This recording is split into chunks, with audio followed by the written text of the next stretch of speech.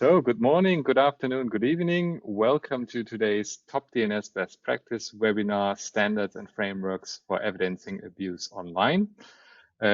We are still seeing people joining, so please stay on the line. We will wait another 1 or 2 minutes to wait and to give the people to participate and join us. So thank you for joining and please stay on the line. The webinar will begin shortly.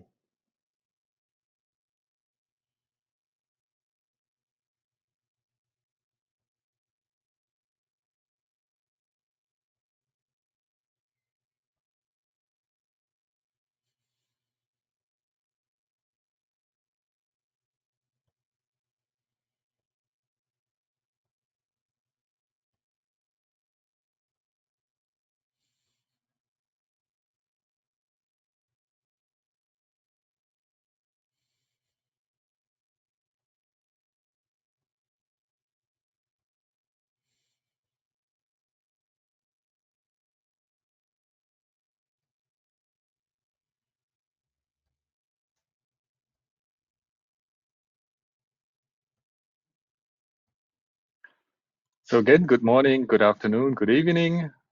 Welcome to the topDNS Best Practice webinar, Standards and Frameworks for Evidencing Abuse Online. I still see people joining, so we will give them another minute to participate. Please stay on the line. We will begin shortly.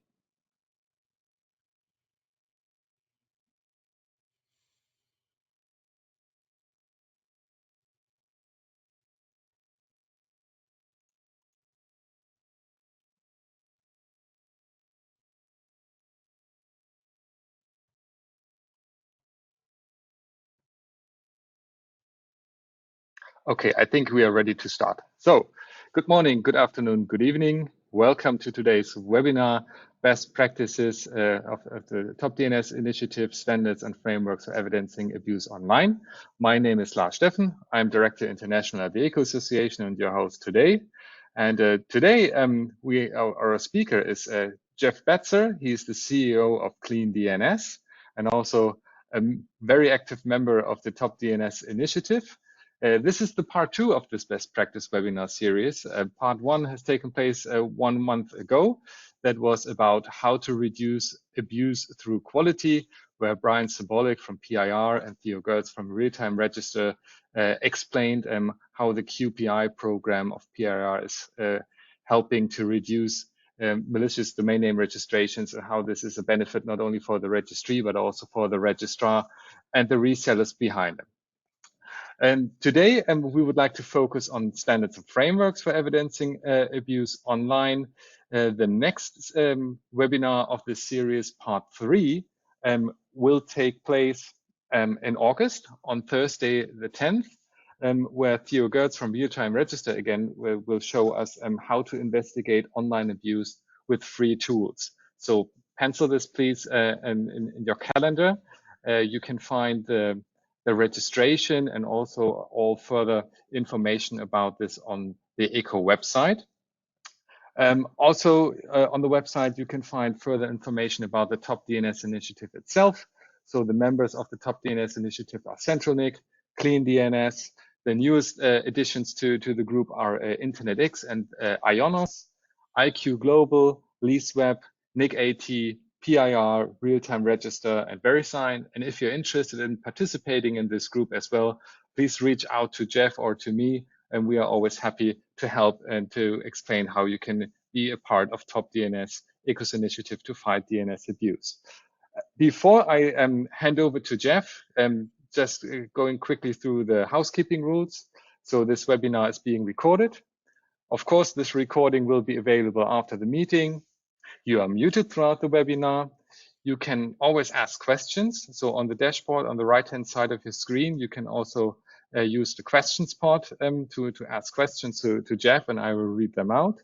But you can also submit your question verbally by using the raise your hand button. We will unmute you. Before you ask your questions, please state your name and affiliation, and then we can have a discussion.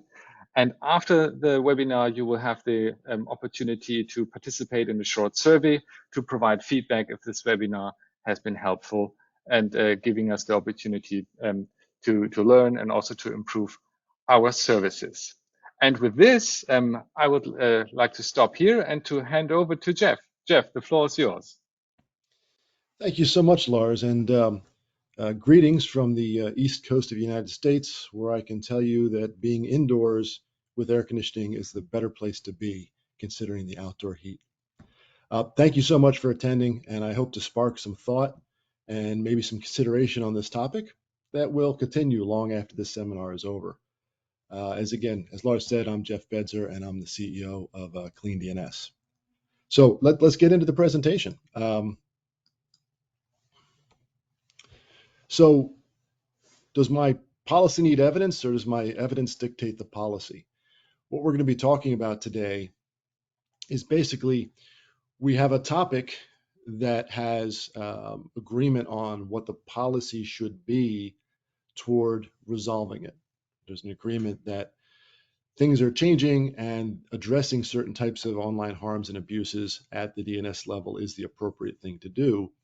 However, when you have the agreement that that should happen, you need to get into the details. And the details here is going to be talking about evidence. So with policy expectations, DNS abuse policy must follow three simple rules. Is it the appropriate action taken by the appropriate party at the appropriate time? And this is all about mitigating harm. This is about reducing victimization being caused by these DNS abuses. So we've spent quite a bit of time within the community, within the ICANN world, within outside of the ICANN world with Internet and Jurisdiction and topDNS and the DNS Abuse Institute, really agreeing that this is a topic that should be managed. There should be managing the abuse, but let's work on the details. And the work so far to date, of course, is we've got the framework to address abuse, which talks about the types of abuse and how it should be addressed and where. We have quite a bit of work with the Internet and Jurisdiction Policy Framework, where the DNS level action to address abuse should lie. The Security and Stability Advisory Committee for ICANN put out SAC 115 about how an interoperable approach to taking care of these issues. And then, of course, ICANN's clarity of message and expectations have come out showing that ICANN is also aligned with moving toward reducing abuses in a formal methodology. But that really does bring us to the point of, if we've agreed that an appropriately evidenced abuse should be mitigated or should be disrupted, what is that appropriate level of evidence? So the term evidencing as a term has some weight to it. I mean, well evidenced, even more so. So I encourage you to do it, whether it's looking it up on Google or looking it up on a web dictionary or hell, even ChatGPT. But evidence is something that furnishes proof. Evidence is anything that can be used to prove something, like the evidence presented at a trial, of course, or the trail of breadcrumbs that is evidence of the path that Hansel took through the woods. I had to bring in the German fairy tale based on our host of topDNS and Eco. So let's talk evidence versus proof.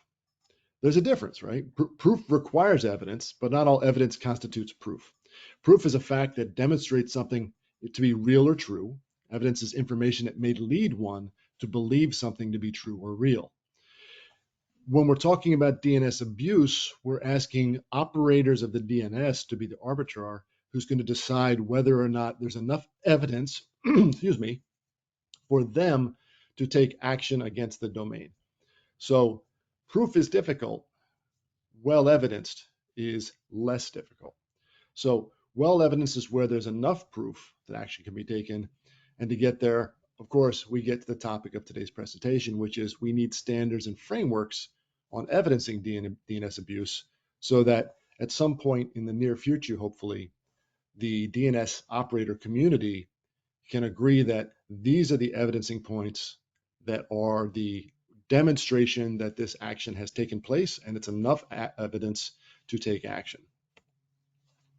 So standards. Standards, an idea or a thing used as a measure, a norm, a model in comparative evaluations. A framework is a basic structure underlying a system, concept, or text. basic definitions. We have technical abuses that are currently within the gTLD world, within the ICANN contract framework, to be addressed that are addressable at the DNS level. We've got phishing, malware, botnets, and farming, and spam, of course, when used as a vector for other abuses. And these technical abuses all still need to have a standard by which what evidence applies to so that there's a between the ICANN world and the actual practice within the registrar and registry, there is a standard on what constitutes evidence for these types of harms. A standard requires the demonstration that the only logical explanation that can be derived from the facts is that the domain was registered for this abusive purpose. I like to call that a DRAP because it made me think of Admiral Akbar in Star Wars saying it's a DRAP. Man, having everyone muted and no laughter makes that joke just fall flat.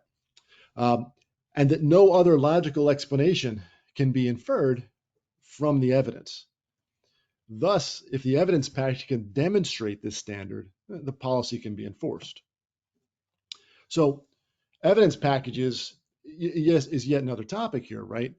Because how do you want the evidence presented to you? Well, do you want the evidence presented to you in an email sent to an abuse at email address where there's a narrative and someone's telling the story of how this domain was used to harm them and what happened and what their losses and what cryptocurrency and what type of scam it was? Or do you want an evidence package that's standardized? And I am a strong proponent of XARF, which is the abuse reporting format. It's a standardized format with fields and nomenclature that's expandable and flexible that allows you to standardize the process of reporting abuses and have a match to fields and categories, which allows for a validation or verification of that data when it's presented. The components are primarily textual, but they're based on abuse types, because obviously each type of abuse may have a different type of evidence presented to contribute to that model. But of course, you also need things like screen captures and potential content. And honestly, some types of abuses, logged behaviors captured through DNS traffic may be the best way to evidence the abuse. So what are the components of an evidence package? Well, direct copies or image captures that demonstrate the abuse, contextual support of the data, structure, behaviors, date, timestamps, relevance. That's very important because that also will tell you, did this domain come into being and get delegated for the purpose of the abuse, or has this domain been around for quite some time and it's been compromised, and thus the owner of the domain or the hosting of the domain is unaware of the abuse? So that is the relevance and the action point we talked about in the earlier slides. But also the reporting of the technical stack details, the registry, the registrar, the content delivery network, the hosting, the mail provider. Where are all the pieces of this domain's abuse coming from? And bluntly, which components demonstrate that abuse? Obviously, a domain being used in phishing or spam can potentially have nothing at the A record, all the abuses happening at the MX level, and the way to demonstrate is going to be captures of those emails where that activity is happening. So let's talk about evidence expansion now, because we have that which can be reported, but we also have many parties in the ecosystem that utilize the internet for commerce, for social, for all the other purposes the internet has been used for. There's a lot of other places where data is being captured and used to make decisions on what traffic is allowed based on behaviors. So I call this the carrier approach. So for example, if the domain was detected by a carrier, let's say it's a mobile or wireless or a mail provider, email provider, that's being used, they're using a model. Let's say it's a prescribed volume. So at the point where the domain is seen in a SMS messaging model, let's say the multiple is they've seen it 1,000 times in a couple of seconds. So a super level of usage that would demonstrate it's not a human. And subsequently, is blocked by the carrier. So the carrier has said this domain has occurred. We have reports that it's either self-detected or reports from consumers that this domain is being used for this purpose. It's a identity theft. It's a phish. It's some other type of fraud. It's a catfish. The carrier then blocks it. So the evidence package may be from a carrier. They measured this volume. The domain is less than X days old. It's a recently delegated domain or a domain registered for an abusive purpose. Then they took action against it and they blocked it. That can be an evidence package from a carrier to a registry or registrar or hosting company to say, this is what occurred, this is the evidence of what occurred, and this is the action we took. And perhaps the registry or registrar would take that evidence package and say, yes, we will actually take action against that domain because of that evidence package. There's evidence-based correlation. If the domain was created for the sole purpose of acting as a proxy or a relay to an abuse. At CleanDNS, we recently had a series of events coming out of Asia where there was a large number of domains in the tens of thousands registered across multiple TLDs and multiple registrars, but with the exact same scam, which was a presentation of a page that had a QR code on it, and the QR code went directly to a malware dropper to infect the mobile phone or mobile platform of the user. So the domain was created for the sole purpose of an abuse. Its sole purpose was this QR code that would then drop a malware to your phone if you went to the QR code. If a quantity of domains were registered in concert by a single entity, and a percentage of those domains have been evidence is being utilized for abuse, that's another evidence correlation that can be used. I've seen some providers decide, yes, there are 100,000 domains registered during this discount program by this one particular registrant. The first 10,000 were used for abuse. The second 10,000 going now up to 20,000 have been used for abuse. And they decided to take action against the whole 100,000 registrations, assuming the rest will be abusive as well. I'm not advocating that's the only way to do it, but it is another way to look at the quantity of the domains that were registered and do the correlation for evidence. Unless obvious from the evidence available, contextual account review could be far more effective and readily confirmed at the registrar level. So evidencing abuse, phishing. Let's demonstrate it via evidence that one, the domain is structured in the name format to be confusingly similar to a legitimate domain. And that's, of course, using alternate character sets for I's and ones, example, zeros and O's, all those other types with alternate language sets in the IDNs that allow this process to happen, or simply the word secure and bank are used in URL string, or there should be a dot between secure and bank, and there is no longer a dot because it's not a third level, it's just a second level domain. Those are all indicators of a phish. The content of a domain's hosted content is designed to induce the individual to reveal personal information, passwords, credit card numbers, etc. Number three, the age of the domain demonstrates that it was registered for an abusive purpose or a DRAP.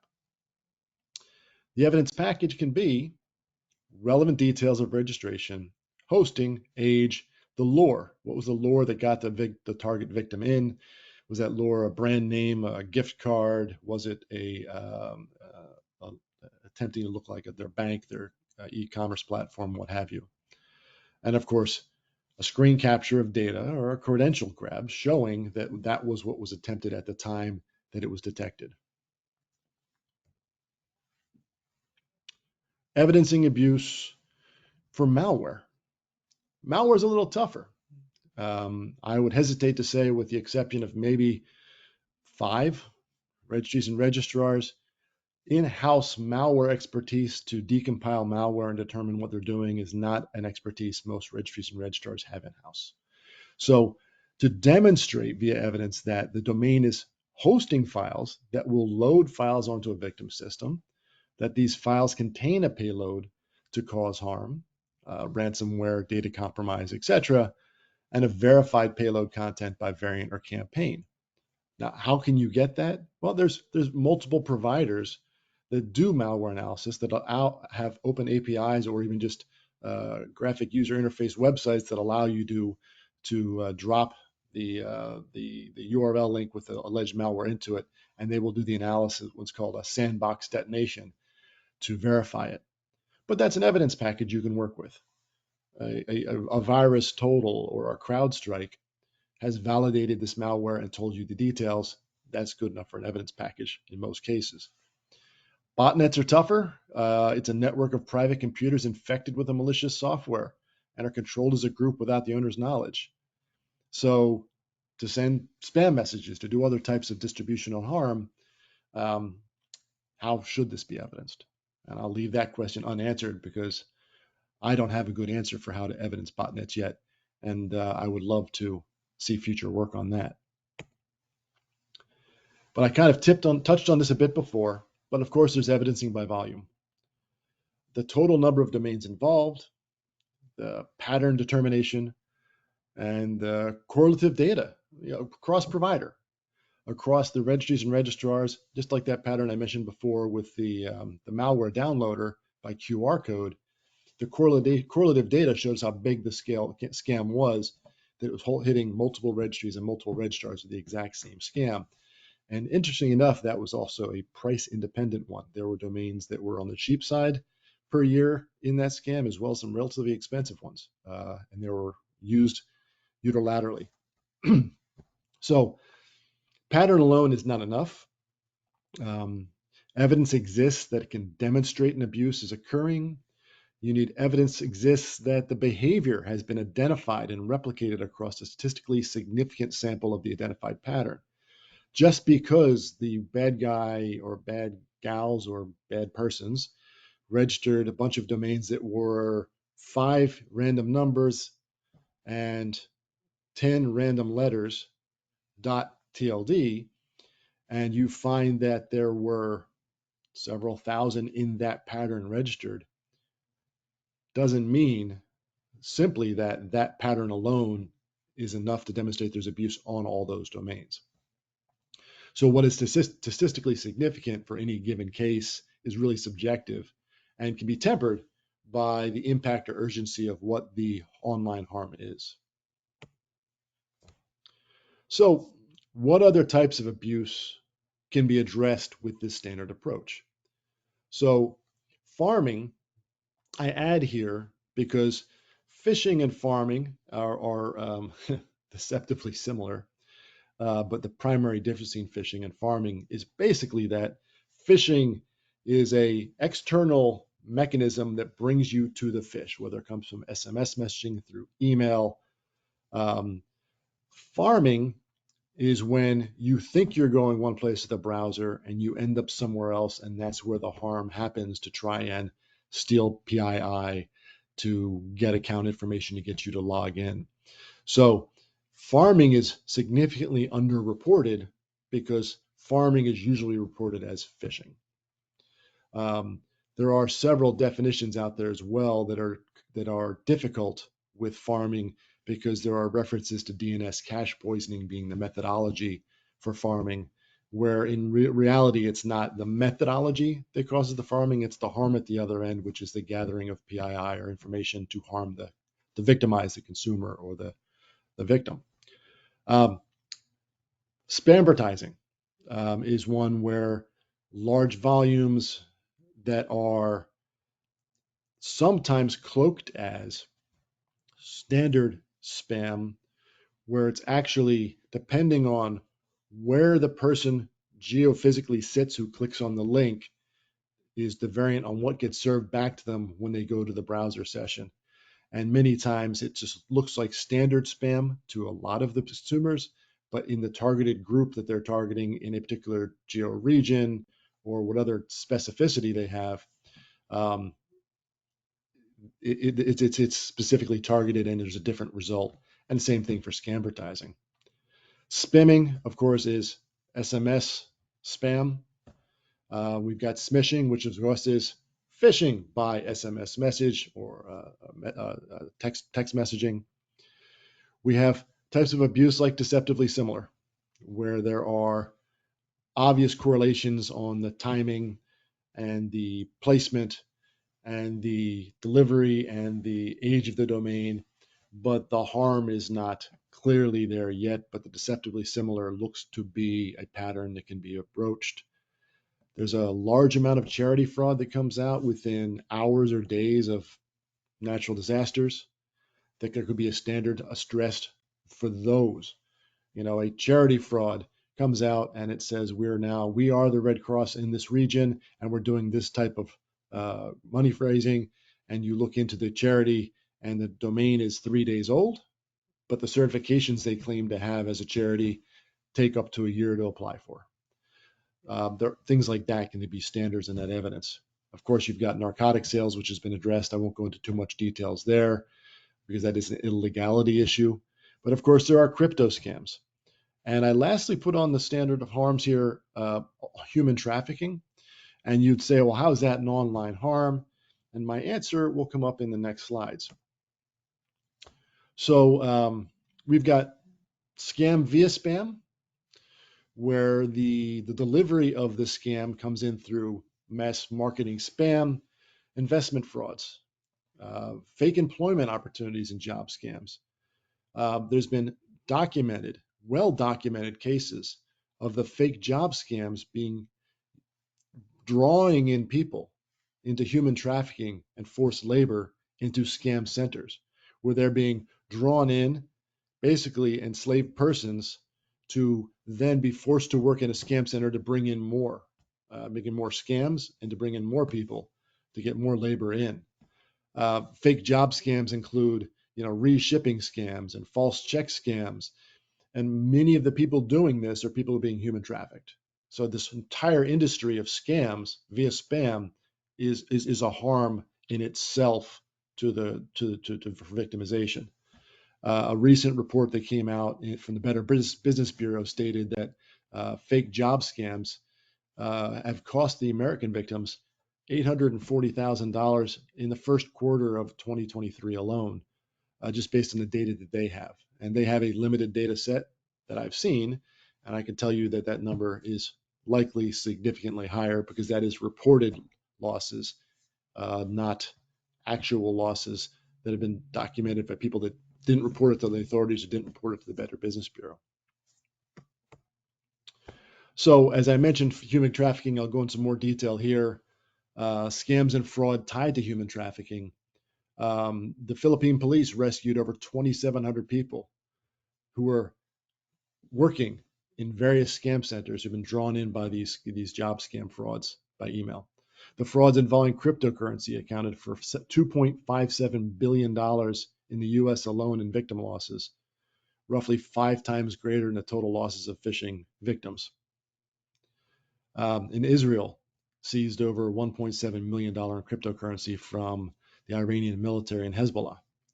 So these scams, which are a nuisance to the majority of us, where our filters, our email inbox filters, are keeping them out, they don't get in, or we know they're scams, so we delete them and ignore them, are still causing significant victimization and damage, and can be addressed and evidenced. Again, I'm not advocating that these have to be actioned at the DNS level of the registrar registry. While they could, I'm not advocating that's necessarily the right place for it. But there's certainly evidencing standards can be created that they can be then addressed at the right level where they should be addressed. So my conclusions: standardized evidencing allows for a rapid correlation and mitigation of abuse domains by the appropriate party. Evidencing thresholds need to be established. CleanDNS as a company is using evidencing thresholds for the work we do, but they're by no means fully accepted across the industry. And I'm not saying that my evidencing standards should be fully accepted across the industry, but I think the industry does need to set evidencing standards so we all can agree what is a well-evidenced report of a DNS abuse. Online harms can be addressed via standardized evidence packages to inform policy. And there are more opportunities that exist to reduce victimization using this methodology. At the end of the day, the better standards we have for evidence and the validation of that evidence once presented, means that we can reduce the period of time where the domain is being used for victimization. And by doing that, we're reducing victimization overall, the number of people, et cetera, that are being hit by this and hurt by this. So good work to do, and I look forward to where this effort continues and goes from this point forward. I will then open up for discussions and turn the floor back over to Lars for next steps in the webinar. Thank you, Jeff. Thank you for this very interesting presentation. I would like to give the opportunity to the participants to ask questions. So please feel free to raise your hand or to type in a question in the questions part.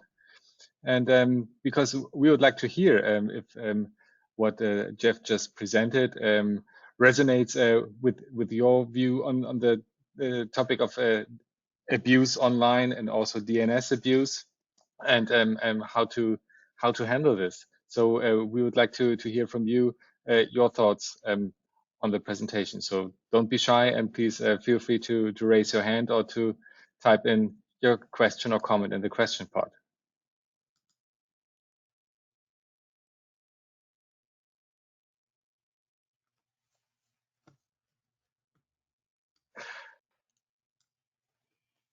So the first question is, are the slides available online?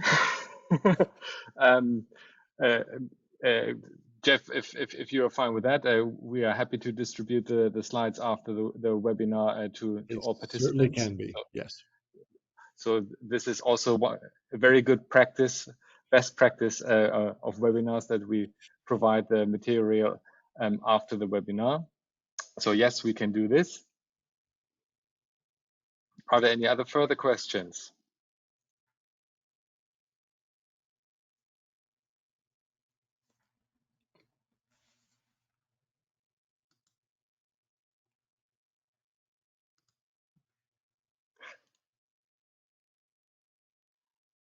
So there's one question.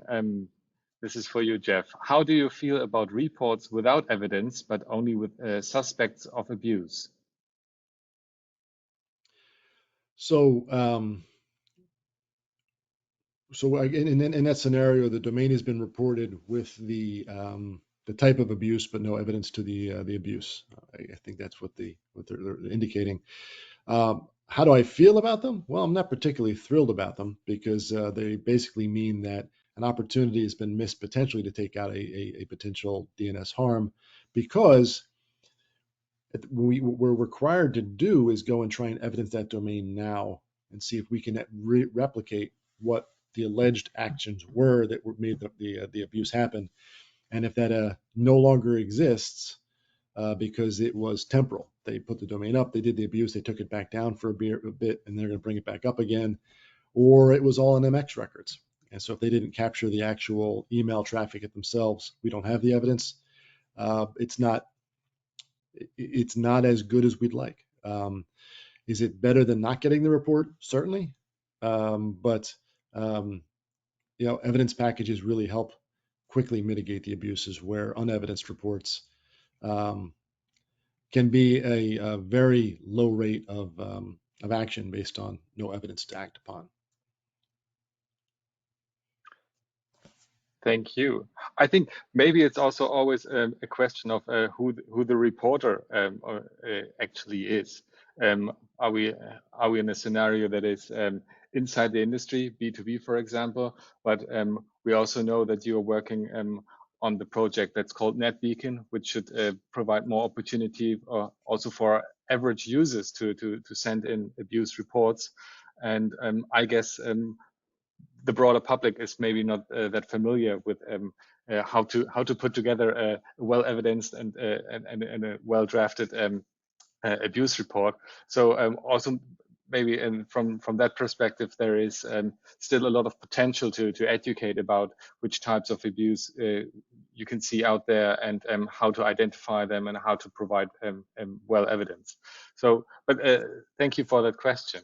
Do we have other questions from the floor?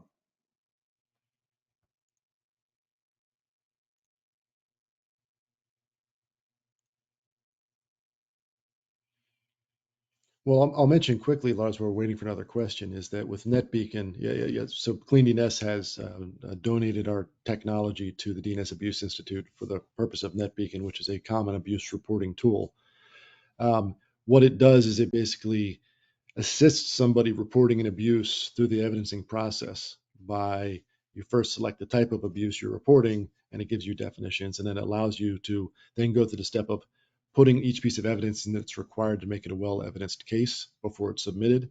So to your point, it does help even the casual victim of an abuse have a methodology for reporting it all the way through to carriers and cybersecurity companies because it's as long as the evidence is presented, it can be validated and be utilized.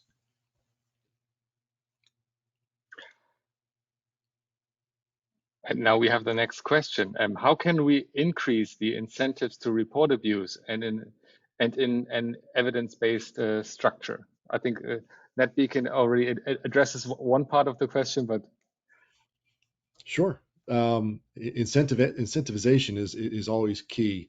I think that in my humble opinion, for many years now, the main reporting mechanisms to report cybercrime have been with governments, and in most cases, those reports go into statistical reports on, well, there's this number of reported, this number reported. But the reality is the crime sizes, as far as losses, are very small. Even if it's an $8,000 loss, that's not going to meet a prosecutorial threshold for action in almost any jurisdiction. So I think the incentivization is to see that actions are taken. And that's one of the things that when I talk to potential reporters to report into NetBeacon or to CleanDNS, say that by reporting to us a well evidenced report, it will more likely, if it is a type of technical abuse, result in an action which is a mitigation or a disruption of that domain's ability to harm people. So it's not just reporting it so it goes into a statistic somewhere or the uniform crime report. It's actually going into a process whereby the domain can be acted upon. And the nice thing about NetBeacon with CleanDNS is any report, for example, that CleanDNS gets of a domain that we cannot act upon because it's not our client, not our customer, we relay that report right through NetBeacon so it goes into the right hands of the right party so it can be acted upon.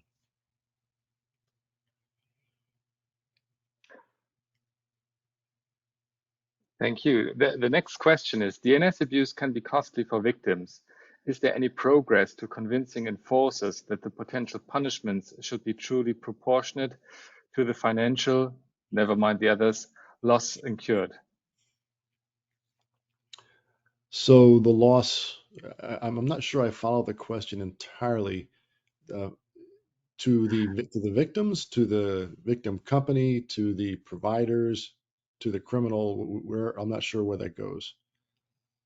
Uh, maybe I leave out the comments that have been included. So DNS abuse can be costly for victims. Is Right. there any progress to convincing enforcers that the potential punishments should be truly proportionate to the financial loss incurred? Oh, okay. I understand now. So I think that the ability to correlate the abuses across the ecosystem, across registrars, registries, CCTLDs, GTLDs, to show the larger patterns so that there is the ability to say all these losses at the 1,000 euros to $10,000 were the same cybercrime network. Thus, the losses have now crossed the prosecutorial thresholds to be acted upon is the really the way to address that problem.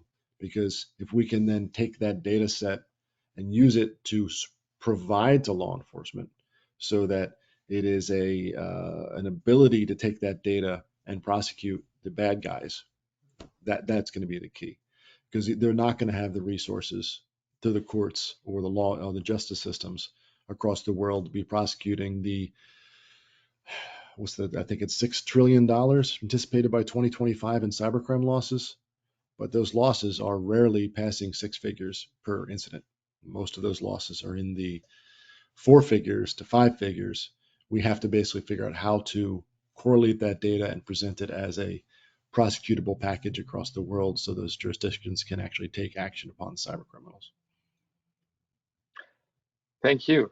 We've got another question, and this addresses one of the main topics that we not only discuss at topDNS, but which is discussed at every initiative that's currently taking care of the topic of DNS abuse.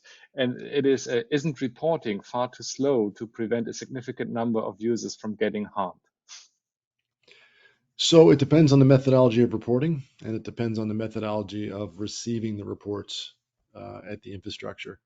I do find that when reports come out, to the earlier question, unevidenced, that adds a lot of time and effort to affirm, reinvestigate, and that can take days, especially if you think of an inbound load at a big register or a big registry taking these reports, as well as a unstructured report, such as an email narrative that's basically 3 pages long describing how grandma got catfished from somebody in Nigeria.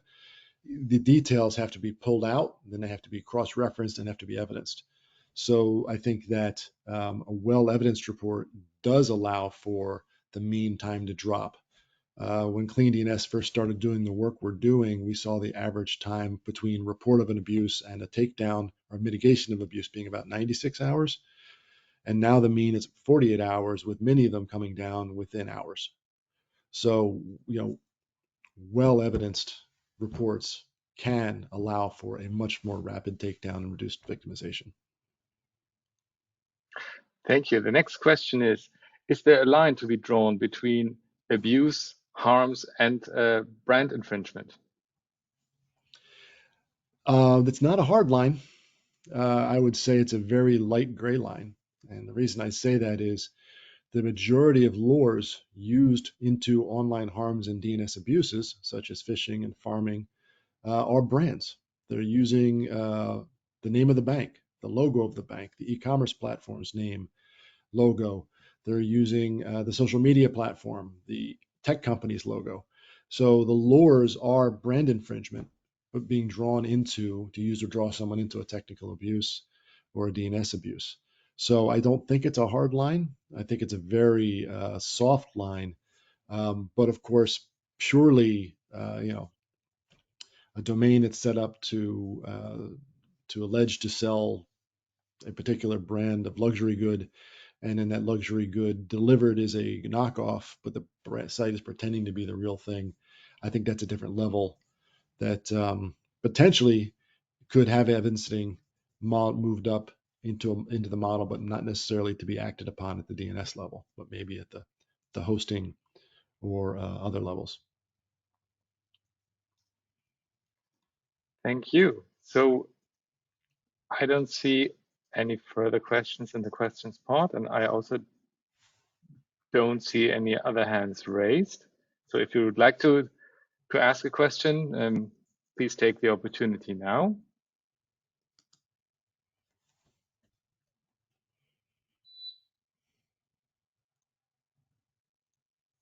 And there it is. Is there any movement towards some kind of an information structure that would allow an easy way for a victim to understand how to be effective in reporting abuse? For example, a 911 in the US or a 112 in Europe? Good question. That is a very good question. I would say that NetBeacon is a first step toward that, but that only applies to things to be reported that are less mobile in a world which has become significantly more mobile in the technology we utilize. So I think that is a next place to go, is where most carriers take reports where you can say this is junk or this is a scam, and you can report the bad message to them. But as far as reporting it for mitigation or to be gathered by law enforcement, I think that's another opportunity where an evidencing standard can be applied and a framework can be applied to get those types of reports in so better mitigation can happen. Thank you. The follow-up comment is, I suppose that the 911 or equivalent standard simply go to a website in the beginning. So, well, the reality is if you get a scam on your mobile device, it would be nice to be able to say, forward this to 6532, which is the fraud recipient, and then basically all the details of the package that was sent to you get forwarded on to, again, to ease the process of reporting. So I still think it's a great idea. And also pulling someone into a website to retype things from something they're seeing on their phone when they only have one screen is going to be a friction point that'll probably make people not do it. It takes too much effort. You want to make it as frictionless as possible to get as much detail as possible.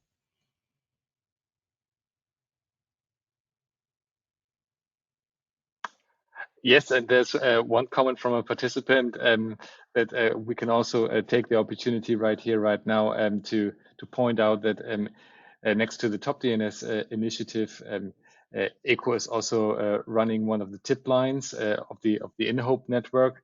So if you stumble upon abusive content online, but also CSAM, there are also places to go.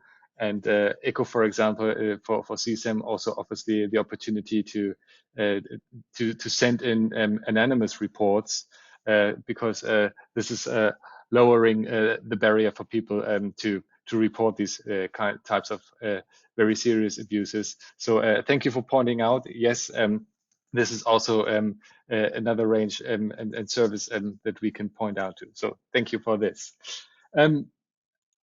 If there are no further questions from the floor, I'm also not refraining from giving you a few minutes back of your time for today, and maybe also spend them outside to enjoy the good weather. And Depending on I where would you like are. to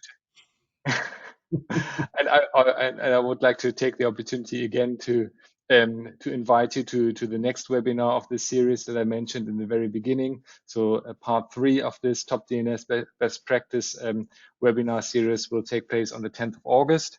It will be a Thursday, where Theo Gertz from Real Time Register will explain how to investigate abuses online with free tools. And there are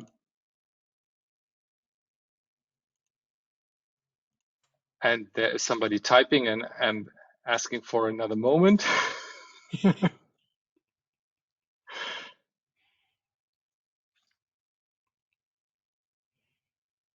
So I can see that you're still typing.